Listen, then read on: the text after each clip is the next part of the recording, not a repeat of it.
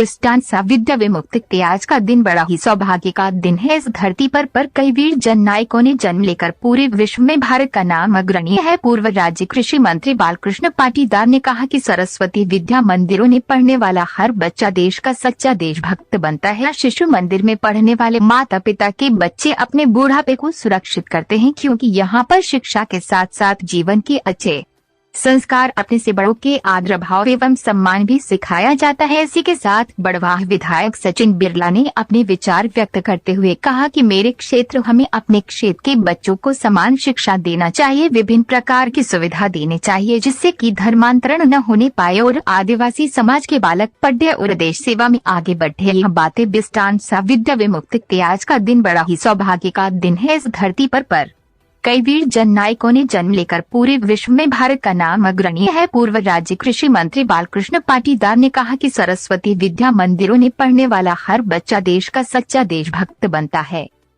कहा था कि शिक्षा का हेतु ही श्रद्धा और आत्मविश्वास जगाना है, और श्रद्धा के बारे में उन्होंने कहा कि जिज्ञासा युक्त श्रद्धा।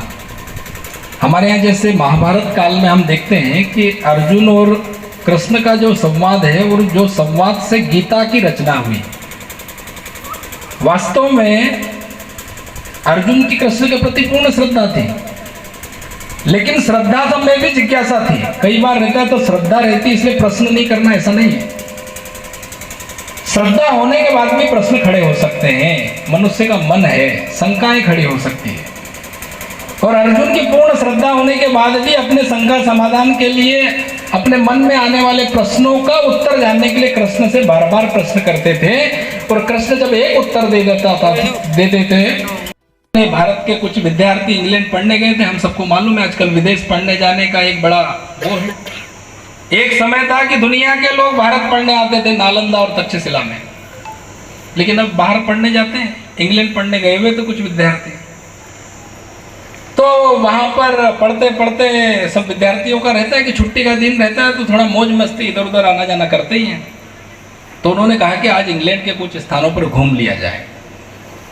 वो घूमने के लिए निकले, एक ट्रेवल एजेंसी के माध्यम से घूमने गए।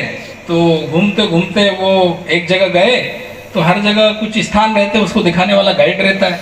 उस गाइड को कहा कि कोई अच्छी चीज़ें दिखाओ भाई यहाँ की। तो बोले ठीक है, आपको यहाँ की महत्वपूर्ण चीज दिखाता हूँ। वो विद्यार्थियों को लेकर गया और एक ऐसा सामान्य से दिखने वाला एक स्कूल का उसके पास खड़ा कर दिया, और उन विद्यार्थियों को कहा कि देखो इसको थोड़ा सा ध्यान से देखो। विद्यार्थी देखने लगे, ये तो सामान्य सी बिल्डिंग है, एक स्कूल है, कोई प्राथमिक स्कूल लग रहा है। तो उन्होंने कहा, उस गाइड से कहा कि आप हमको ये क्यों दिखाने लाए? इंग्लैंड में तो हमने सुना है कि ऐसी बड़ी बड़ी चीजें हैं, ये है वो है, बड़ी बड़ी इमारतें हैं।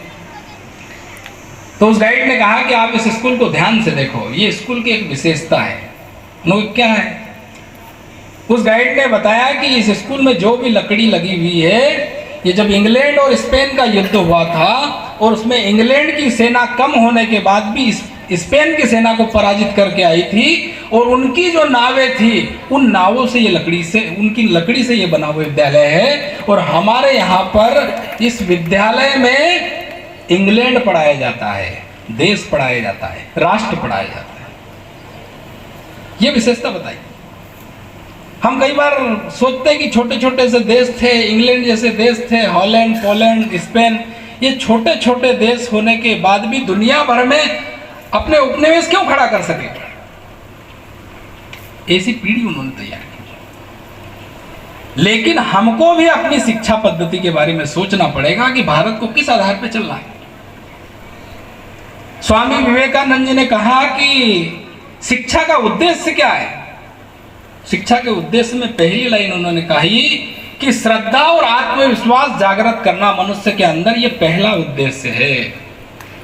लेकिन आज की शिक्षा ये कर पा रही क्या? और श्रद्धा कौन सी? अंधी श्रद्धा नहीं, आज जिसकी चर्चा होती है अंधी श्रद्धा नहीं।